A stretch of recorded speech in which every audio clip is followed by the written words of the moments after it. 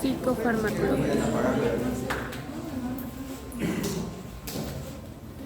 Una pérdela.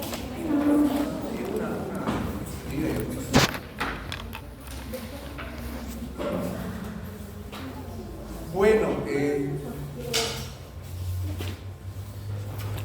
hemos estado hablando sobre muchos trastornos y he pasado muy poco tiempo hablando de este tratamiento, pero creo que ahora podemos ahondar un poquito más sobre el tratamiento y la parte de un repaso en realidad de lo que es psicofarmacología. Han visto muchos de los mecanismos de acción ya en farmacología general.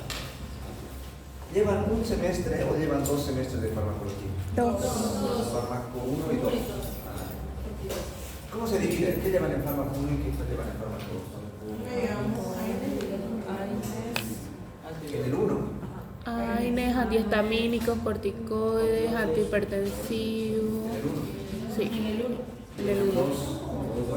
Antibióticos, antivirales, antiparasitarios, antifúngicos.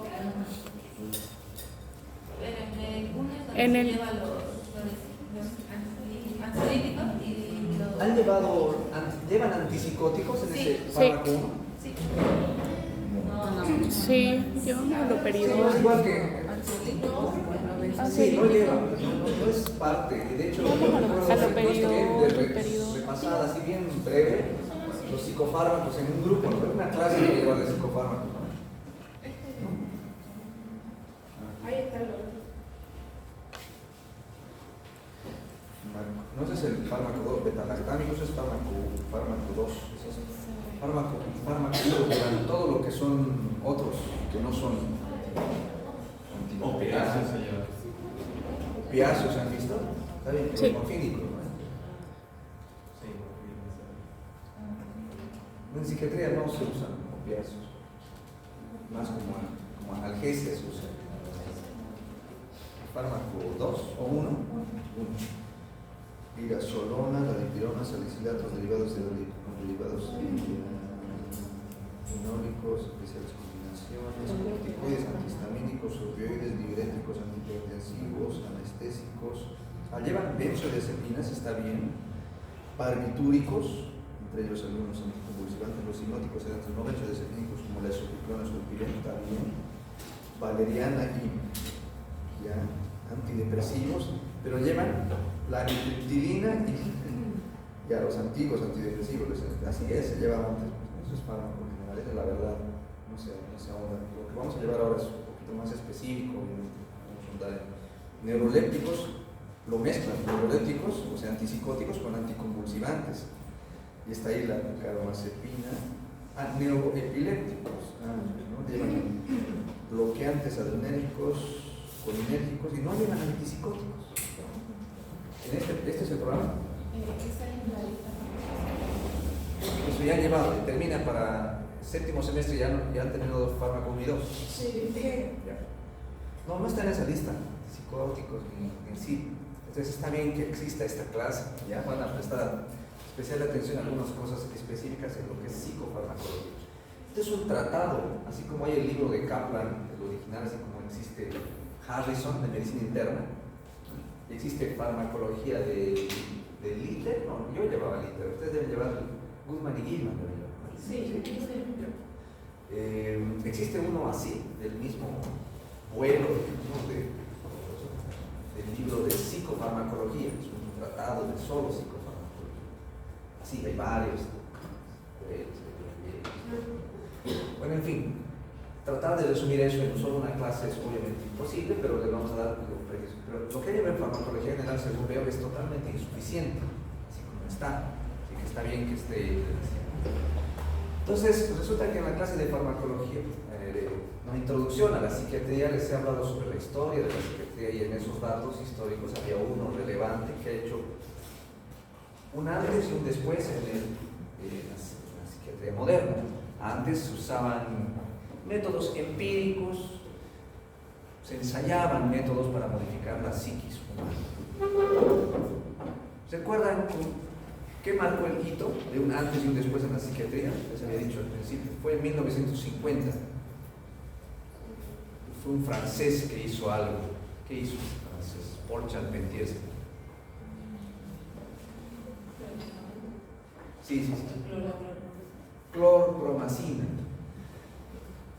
Descubrió el uso, o sea, la clorpromacina ya existía como un medicamento que era en realidad una fenotiazina que tenía propiedades antihistamínicas, se había usado ya antes, pero se ensayó su uso como antiparasitario, como antimalárico, pero no tuvo ningún impacto, ningún efecto antiparasitario, ninguno, pero sí en algunos pacientes producía sedación. Se ensayó ese efecto sedante en pacientes que tenían problemas psiquiátricos graves, entre ellos pacientes psicóticos, y adivinen qué se encontró en pacientes psicóticos. Por eso es un antes y un después en la psicofarmacología, porque el efecto fue contundente. Nunca antes se había podido incidir tanto en la función psíquica, produciendo ese efecto que se buscaba, la remisión de síntomas psicóticos, o sea, el efecto antipsicótico se produjo a partir de la síntesis de que fue en diciembre de 1950, ¿no? Un hallazgo. A partir de ahí, bueno, después de descubrir el efecto antipsicótico y de que se usó de forma así ya generalizada, se distribuye a nivel mundial, y esto fue un boom, ¿no?, en la psiquiatría, y ya se pudo tratar médicamente de usar un método, intentar descubrir cuál era el mecanismo farmacológico por el cual se producía el efecto antipsicótico de la clorpromacina. Se tuvieron que ensayar distintas moléculas, ¿no?, para buscar una explicación, y se encontró con el devenir de los años de que había un bloqueo, había un efecto más bien antagonista dopaminérgico, un efecto bloqueante dopaminérgico. La dopamina, ustedes revisan fisiología, tiene un precursor. ¿Alguien se acuerda? Hay un aminoácido que es precursor de la dopamina. Parte de lo que hace la neurona es sintetizar. Desde ese aminoácido se vuelve dopamina.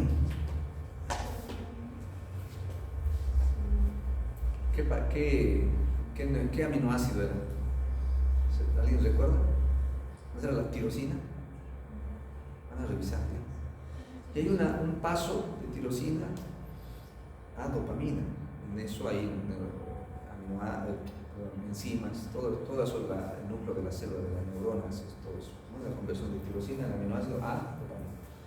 Ahora, se descubrió, bueno, este es un neurotransmisor activador que principalmente tiene un efecto en distintas áreas a nivel hipotalámico,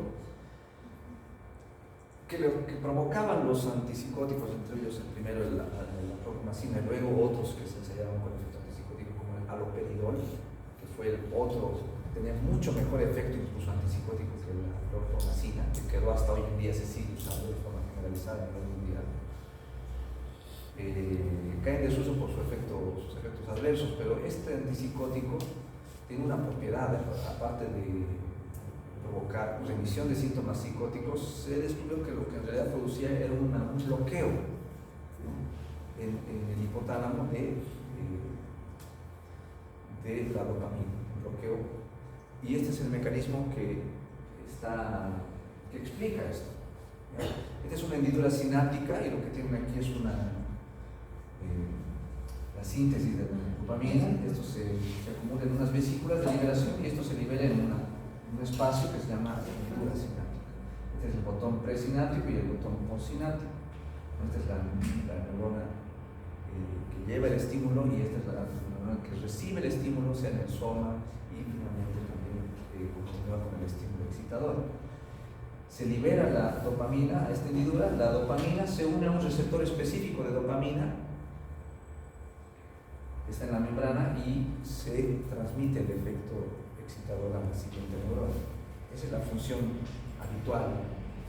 Pero se descubrió que lo que hacía el haloperidol, la clorpromacina o cualquier antipsicótico, la risperidona incluido, lo que era que se unía también de forma específica a los receptores postsinápticos de dopamina, bloqueando así que la dopamina que se libera aquí se una, porque estos receptores ya estaban copados, ¿no? Los receptores copados, receptores que no se estimulan, y estímulo excitador o Es un estímulo que se inhibe con ese bloqueo. Ese es un efecto bloqueante postsináptico. Lo que hace la neurona habitualmente con la dopamina que se libera a este espacio, también no se desperdicia, porque de forma fisiológica esta dopamina se recicla a través de receptores presinápticos. Hay receptores presinápticos de la dopamina y se unen ahí. Y la dopamina vuelve a ingresar a la célula y se vuelve a sintetizar, se desdobla, ¿no? Hay una enzima que se llama aminooxidasa que degrada la dopamina, la vuelve a un precursor de la dopamina y luego vuelve al núcleo, vuelve a sintetizarse más dopamina. Eso pasa, ¿ya? A veces ese paso se evita, se hace aquí nomás directamente y vuelve a liberarse. Entonces siempre hay un reciclaje, nunca se pierde nada. Las neuronas son muy inteligentes en eso. Entonces se descubrió que ese receptor se bloquea, produciendo un efecto agonista o antagonista dopaminérgico. Con la explicación que les he dado, bloqueando el receptor de un neurotransmisor excitador que provoca un agonismo o un antagonismo del efecto dopaminérgico. Antagonismo, haciendo un bloqueo pre o postsináptico de dopamina. Postsináptico del receptor. ¿Ya? Resulta que hay distintos tipos de receptores dopaminérgicos, de 1, de 2, de 3. Eso no es importante para esta clase, pero sí hace que existan distintos efectos. Existe un efecto antipsicótico por sí, existe un efecto sedante, los antipsicóticos también sedan, producen somnolencia. Algunos tienen un efecto aparte de ser antiemético, son antieméticos también. De hecho, algunos, por ejemplo, antieméticos como la domperidona comparten un efecto bloqueante postsináptico dopaminérgico, solo que no tienen efecto antipsicótico, esos antieméticos, pero sí pueden producir un efecto adverso que comparte con los antipsicóticos. No sé si han visto algunos pacientes con algún tipo de temblor en el quinto medio en las prácticas, algún movimiento anormal de las manos, de los pies, que están así. Hay unos que están así, se llama acaticia, efecto adverso. O algunos tienen rigidez. Hay una triada de estos efectos adversos que producen los antipsicóticos que son es la triada del síndrome parkinsoniano, o síndrome de Parkinson. No es la enfermedad de Parkinson, por acaso. Solamente es un síndrome que se caracteriza por rigidez, enlentecimiento y temblor.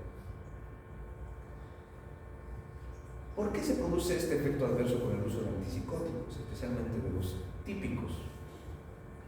Por eso se llaman además típicos, porque típicamente, antiguamente se esperaba que los pacientes presentaran estos temblores, estas rigidez, porque sabían que el cerebro estaba impregnado ya con el antipsicótico, los receptores estaban impregnados, se llamaba impregnación incluso.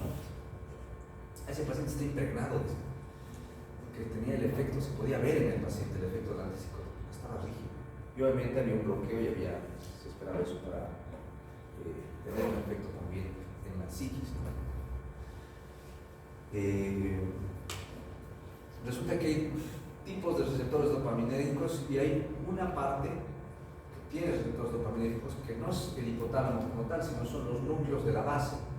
Uno de esos núcleos de la base que tienen que ver con el sistema de control de la coordinación motora, que es la sustancia nigra, también tiene una especialidad con ciertos antipsicóticos, que son los típicos, precisamente la domperidona, la clorpromazina, se unen a esos receptores dopaminérgicos postsinápticos a nivel de la sustancia nigra, provocando esos síntomas extrapiramidales. Han intentado buscar y lo han conseguido con mucho éxito en la década de los 80, conseguir la síntesis de antipsicóticos que no toquen la vía nigroestriada, que solamente provoquen efecto antipsicótico y no provoquen extrapiramidalismo. Ahí llegó la nueva era de esta síntesis de nuevos antipsicóticos, que son los antipsicóticos atípicos o nuevos antipsicóticos. Estos nuevos antipsicóticos entonces evitan la vía nigroestriada y no provocan efecto extrapiramidal, no tienen estos efectos adversos, tienen otros efectos adversos, pero son los menos importantes. Entre esos nuevos antipsicóticos está precisamente ¿no? La risperidona, la olanzapina, la quetiapina, la clozapina y el aripiprazol. La clozapina se había descubierto años antes, pero se había dejado en desuso porque tenía un efecto que producía adverso, que producía aplasia medular, agranulocitosis en algunos pacientes, y lo que durante mucho tiempo se descontinuó su uso, pero luego se descubrió que en realidad la clozapina era el antipsicótico con mejor perfil terapéutico, con mejor índice de remisión de síntomas psicóticos. El paciente realmente mejoraba y remitía sus síntomas psicóticos con el uso de clozapina. Entonces, hasta hoy en día se considera uno de los mejores antipsicóticos de más potencia, pero no se usa de primera línea porque tiene obviamente ese efecto adverso. Hay que ser muy cuidadoso porque puede llegar a producir aplasia medular. Entonces, lo que se usa de forma genérica, por lo menos aquí en Bolivia, la risperidona es la de uso más generalizado. Ya no es, antiguamente en mi época era el haloperidol.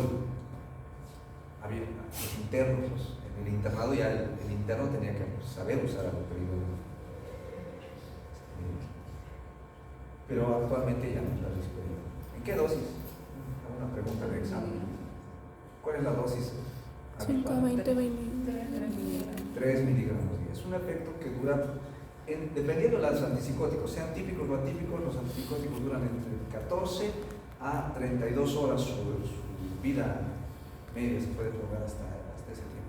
Entonces quiere decir que muchos de estos antipsicóticos, estos duran 24 horas pues, en promedio, entonces pueden usarse tranquilamente en una dosis diaria durante largos periodos de tiempo.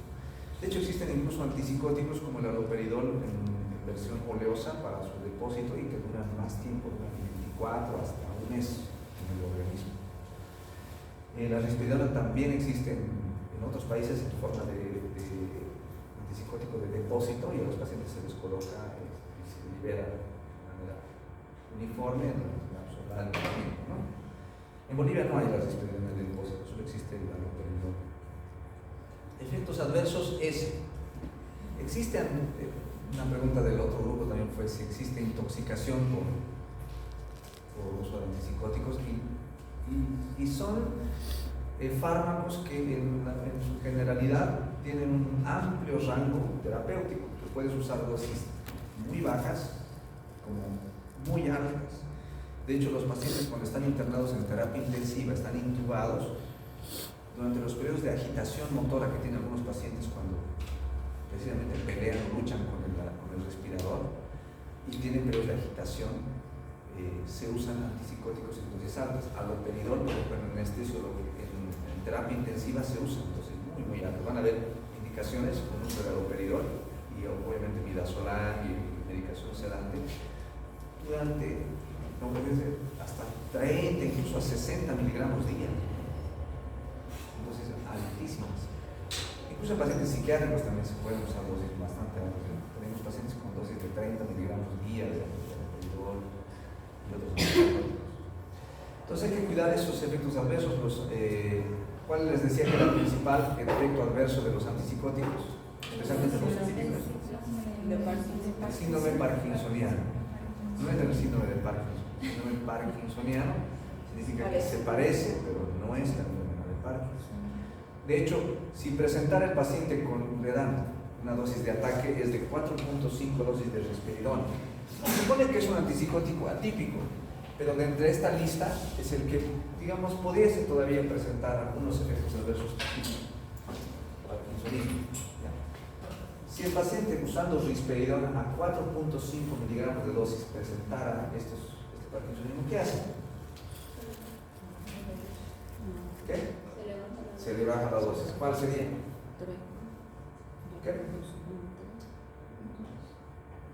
Está utilizando 4.5 miligramos día de risperidona como dosis de ataque. Presenta a los 7 días, presenta parkinsonismo. ¿Qué hace? Se le baja la dosis. A 3. ¿Ya? Porque la dosis estable de mantenimiento es 3 miligramos. Si con 3 miligramos se provocara parkinsonismo y quisieran mejorar eso, sí puede seguir bajando hasta 1.5. Si ustedes tienen que manejar el antipsicótico, sí hagan eso, ¿ya? Otra cosa, existen, como son síntomas parkinsonianos, se pueden usar anticolinérgicos, se usa el miperideno, el pramipexol, famantadina o hay otro anticolinérgico, pero que se usan también en este caso cuando hay efectos Parkinson. Los antipsicóticos tienen algunos mayor efecto antipsicótico que otros, algunos tienen más efecto sedante que antipsicótico. Por ejemplo, la quetiapina tiene un efecto antipsicótico medio y un efecto sedante medio. Sin embargo, la risperidona tiene un efecto antipsicótico muy bueno, alto, digamos, y un efecto sedante muy bajo, con nulo efecto sedante. Entre los antipsicóticos típicos existe un antipsicótico que se llama levomepronacina, que en realidad tiene casi nulo efecto antipsicótico, pero tiene un muy buen efecto sedante. Entonces se juega así con el efecto sedante y el efecto antipsicótico de estos antipsicóticos. La clozapina tiene un excelente, ni siquiera alto, muy alto efecto antipsicótico, ¿sí? Una pregunta, por ejemplo, hay personas que toman ansiolíticos o antipsicóticos en el avión, ¿no? Porque son públicos. Ah, ya. Porque se supone que quieren calmarse. Ya, pero lo que toman no son antipsicóticos, lo que toman son ansiolíticos. Y ahorita vamos a ver, los ansiolíticos son las benzodiazepinas y de las cuales vamos a hablar mejor. ¿Ya? Ya, vamos a saltarnos dentro de la búsqueda de modificar la función de los neurotransmisores, sea dopaminérgicos y otros neurotransmisores. Se ensayaron moléculas para buscar un efecto antipsicótico. Sin embargo, lo que se encontró en algunos pacientes con un estado depresivo, por ejemplo, es la remisión de síntomas depresivos. Resultó que no tenían ningún efecto antipsicótico. Entonces empezaron a investigar cuál era el mecanismo de acción, obviamente ha sido marcado, no sé de dónde y qué porción del cerebro se van, ¿no? Isótopos revertivos, seguramente se marcan las moléculas de estas moléculas y dónde y descubrieron que también en el sistema hipotalámico, en el sistema límbico, había uniones de estas hipermanencias de estas moléculas, de estos fármacos, a nivel y provocaban un efecto antidepresivo, por eso se les bautizó como antidepresivos. Fue después que se fue descubriendo que en realidad lo que producían era una modificación, una regulación más bien de la liberación de otro neurotransmisor que ya no era dopamina, sino era más bien mediado por serotonina. Entonces investigaron más a fondo qué es lo que pasaba y resulta que la explicación es la siguiente. Se provocaba un efecto antidepresivo en pacientes con un estado depresivo y ansiólisis también en pacientes con un estado ansioso a partir de la regulación del efecto del neurotransmisor serotonina, que la serotonina es un neurotransmisor activador, excitador del sistema nervioso central. Bajo el mismo mecanismo de explicación del anterior, se libera la serotonina a partir de otro aminoácido. ¿Saben qué aminoácido? Igual a venir, el triptófano. Se sintetiza la serotonina y se libera en la hendidura. A través de estas vesículas de liberación se libera en la hendidura y fisiológicamente la serotonina se une a receptores específicos de serotonina, receptores postsinaптales. Pero acuérdense que les había dicho que cuando sobran, aquí lo que hace la neurona en la hendidura es reciclarlos a través de vesículas de recaptación. Estas vesículas de recaptación tienen en su membrana receptores que se llaman así, receptores de recaptación de serotonina. Y lo que hacen es captar esta serotonina sobrante y se la... Bueno, eso es fisiológicamente lo que pasa. Cuando ustedes introducen una molécula como un antidepresivo, pónganse un ejemplo, Denme un ejemplo de un antidepresivo. Fluoxetina, les había dicho, el que más se va a usar, lo van a usar siempre, es genérico. Si ustedes usan fluoxetina, es un antidepresivo nuevo, relativamente nuevo, lo que pasa es que se une no a nivel postsináptico, sino a nivel presináptico, bloqueando la recaptación de serotonina, haciendo que la serotonina ya no vuelva a ingresar al botón presináptico, sino que se quede aquí y esté más disponible para su función. ¿Qué era la serotonina? ¿Excitador o depresor del sistema nervioso? ¿Qué? ¿La serotonina es un neurotransmisor activador o depresor? Activador. Entonces, si bloqueamos su recaptación, hay más serotonina disponible. Entonces, ¿qué se produce? ¿Un agonismo o un antagonismo del efecto serotoninérgico? Si hay más serotonina disponible y la serotonina se une con más receptores y provoca un mayor efecto serotoninérgico activador, por ende, remisión de síntomas depresivos en pacientes depresivos. ¿Qué efecto sería? ¿Agonista o antagonista? Agonismo. Los antidepresivos provocan un efecto agonista serotoninérgico, bloqueando la recaptación de serotonina. ¿Ya? Lo mismo pasa con los antidepresivos tricíclicos, solamente que no provocan los bloqueos de recaptación. Lo que provocan es, a nivel intracelular, provocan una inhibición del reciclaje. O sea, ¿qué pasa con la serotonina? Que en la célula la serotonina se desdobla en su molécula precursora, que es una derivada del triptófano, les he dicho, ¿no? Vuelve a su molécula inicial y ahí se queda. Ya no vuelve a ser serotonina de nuevo. Eso se provoca con otro tipo de antidepresivos que eran los antiguos, por ejemplo, los inhibidores de la monoaminoxidasa se llamaban. Hay una enzima que se llama monoaminoxidasa que desdoblaba la serotonina en triptófano y esa la inhibía. Ya han desaparecido los antidepresivos, ya no se usan, provocaban algunos efectos cardiovasculares y actualmente solamente existen de ellos, sobrevive un grupo que llaman tricíclicos, que provocan una función parecida en el bloqueo de la recaptación, pero también tienen efectos cardiovasculares y solo se usan en el ámbito neurológico. Los neurólogos usan la metilina, comparten un mecanismo similar a la fluoxetina, pero tienen alguna connotación específica que no corresponde ahora hablarles, pero ese es el efecto. Haciendo un resumen, entonces, los antidepresivos provocan entonces un agonismo serotoninérgico. Volviendo a los antipsicóticos. Los antipsicóticos provocan un agonismo o un antagonismo. Antagonismo. ¿Pero de qué neurotransmisor? Dopaminérgico, porque bloquean a nivel pre o postsináptico. Postsináptico. Los antidepresivos a nivel pre o postsináptico. ¿Dónde bloquean los antidepresivos? A nivel pre-sináptico, bloqueando su recaptación. Si entendemos eso básico, entendemos la diferencia entre los dos tipos de fármacos más usados en psiquiatría, que son los antipsicóticos y los antidepresivos. Porque les cuento que los siguientes, por ejemplo, lo que dice su compañero, los ansiolíticos, que son las benzodiazepinas, los anticonvulsivantes, los barbitúricos, los anticonvulsivantes como la carbamazepina, el valproico, los demás que llevamos en psiquiatría como anticiclantes, antimaníacos, también les decimos. Les cuento que tienen un mecanismo diferente porque no actúan a nivel hipotalámico. Estos fármacos actúan a nivel cortical y no tocan neurotransmisor ni dopamina ni serotonina. Esos otros grupos de fármacos anticonvulsivantes y ansiolíticos tocan el neurotransmisor GABA. ¿Ya? Ahora vamos a hablar sobre los antidepresivos más comunes. Para terminar esta parte de antidepresivos, existen, miren, inhibidores de recaptación de serotonina.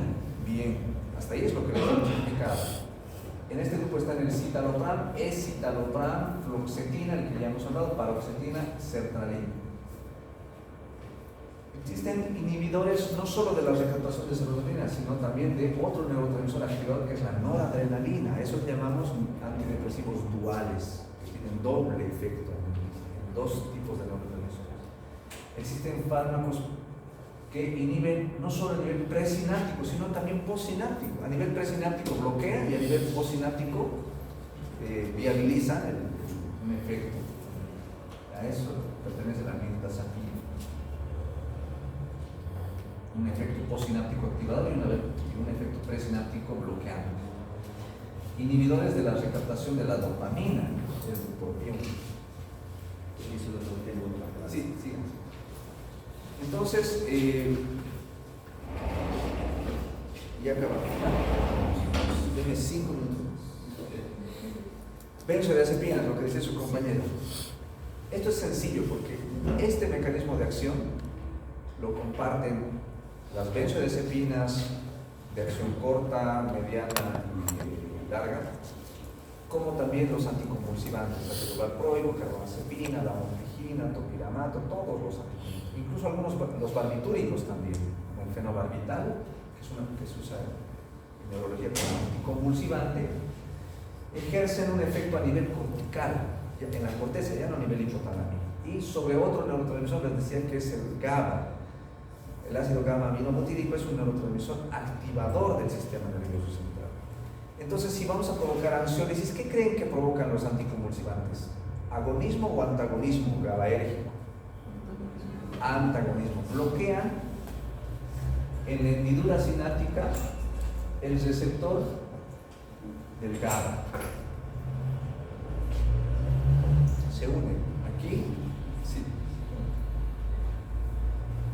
El receptor del GABA, a diferencia del receptor sináptico dopaminérgico serotoninérgico, es un receptor enorme que tiene un receptor de membrana que tiene una amplia afinidad con múltiples fármacos. Ahí está incluso el alcohol. Cuando ustedes beben, el alcohol es un depresor del sistema nervioso central, también se une a ese mismo receptor GABA. Si uno quiere viajar en avión, lo que es esto, usas un inhibidor, o sea, un antagonista GABAérgico, que es una benzodiazepina que provoca ansiólisis. Las benzodiazepinas tienen 4 efectos. Las benzodiazepinas tienen un efecto sedante, provocan sueño, ansiólisis, o sea, son ansiolíticos de acción inmediata, se usan en crisis de pánico, tienen efecto anticonvulsivante, especialmente las benzodiazepinas de acción larga, y en efecto relajante muscular. Son 4 efectos. Y se clasifican por su tiempo de acción. El midazolam, de uso anestésico, efecto muy corto. El alprazolam, que es el proteacetam, por su efecto ansiolítico, son los demás, amplio uso en psiquiatría. Y las benzodiazepinas de acción larga, más por su efecto sedante, como el clonazepam y lorazepam, de uso más para internación, nosotros usamos el para psicosis, episodios maníacos, se usan estos sedantes, son benzodiazepinas con efecto sedante. También en su programa ustedes han visto que usan hipnóticos. Los hipnóticos comparten un efecto sedante, lo único que tienen es este efecto sedante, no tienen efecto ansiolítico, ni anticonvulsivante, ni relajante muscular. Son la esopiclona y el solpidem, que algunos de ellos se venden de manera libre y no deberían. Porque provoca tolerancia, mucha tolerancia. Ya les he hablado de tolerancia, podemos hablar de adicción, ¿no? Entonces, los anticonvulsivantes también ejercen un efecto, más bien solamente anticonvulsivante, porque se unen a porciones específicas del receptor GABAérgico, a nivel cortical, provocando solamente remisión de crisis convulsivas, una estabilización de la función de la membrana. Son los más teratogénicos que existen. Los anticonvulsivantes, por eso no se usan durante el embarazo, ni en el primer, ni segundo, ni tercer trimestre de embarazo.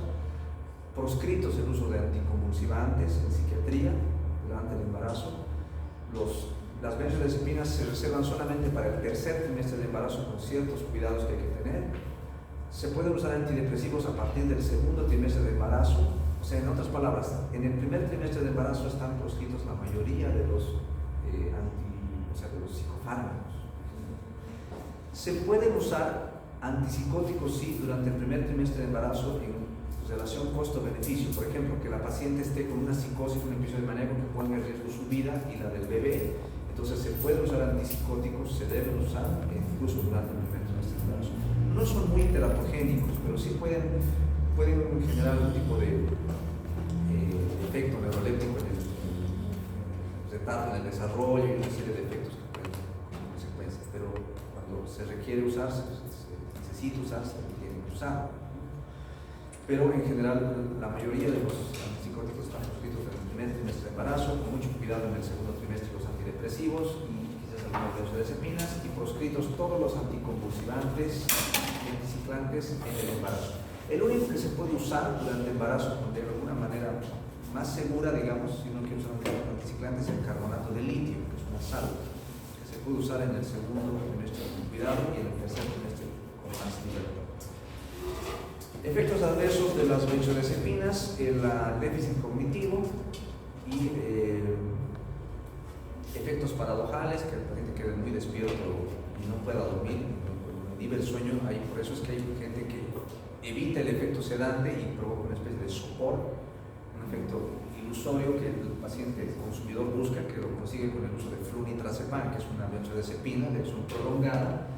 Aquí está, flunitrazepam, que no es de uso médico, ya realmente llega de contrabando aquí a Bolivia y se usa simplemente para tráfico y para el paciente requiere algún grado de euforia, incluso cuando se evita el efecto sedante. El paciente que lucha contra el efecto sedante de las benzodiazepinas se provoca un estado soporífero que algunos pacientes describen como placentero.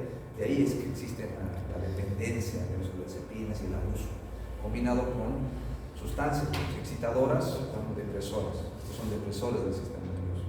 O sea que el paciente use cocaína, por ejemplo, y termina usando una benzodiazepina. Otra cosa que les iba a decir para terminar y el botón de esta clase es lo de antidepresivos. Bueno, resulta que la cocaína tiene y comparte el mismo efecto de los antidepresivos. La cocaína tiene el mismo mecanismo agonista serotoninérgico, y así es que tiene un efecto excitador y placentero en el paciente. Pero ¿por qué creen que no existe dependencia a antidepresivos? Porque la gente no trafica, ¿no? Antidepresivos, no se sintetiza, no son drogas de síntesis, ¿no? Esta parte pongan atención porque no se puede ser que en algún lado. Resulta que lo que pasa con los antidepresivos, si bien ejercen un efecto agonista y bloquean a nivel presináptico, lo mismo hace la cocaína. Lo que hace los antidepresivos es también enviar un mensaje a través de ese un efecto retardado y una unión más estable con el receptor presináptico, hacen que la neurona llegue un mensaje al núcleo de la célula diciéndole que sintetice solo lo suficiente de serotonina para que libere aquí. O sea, un efecto feedback, un mensaje que se le envía al núcleo de la célula diciéndole sintetiza solo lo necesario de serotonina. Eso solo se hace bajo el efecto de los antidepresivos. La serotonina provoca una unión muy inestable, muy excitadora, muy intensa, pero de muy corta duración. En cambio, la modificación del mecanismo de síntesis de serotonina va hasta el núcleo de la célula cuando uno usa un antidepresivo. Y ese feedback demora no horas, sino días hasta semanas. Por eso el efecto real de un antidepresivo llega a los 5 días. El efecto estable del antidepresivo llega recién a la segunda semana. Pues que el paciente necesita. ¿Qué? Recién mejor ahí o siente efecto. Puede mejorar desde el principio porque existe un efecto inmediato, excitador. El paciente puede sentir un efecto placentero, o sea, mejoría de sus síntomas depresivos o ansiólisis, si fuera un trastorno de ansiedad generalizada, desde los primeros días.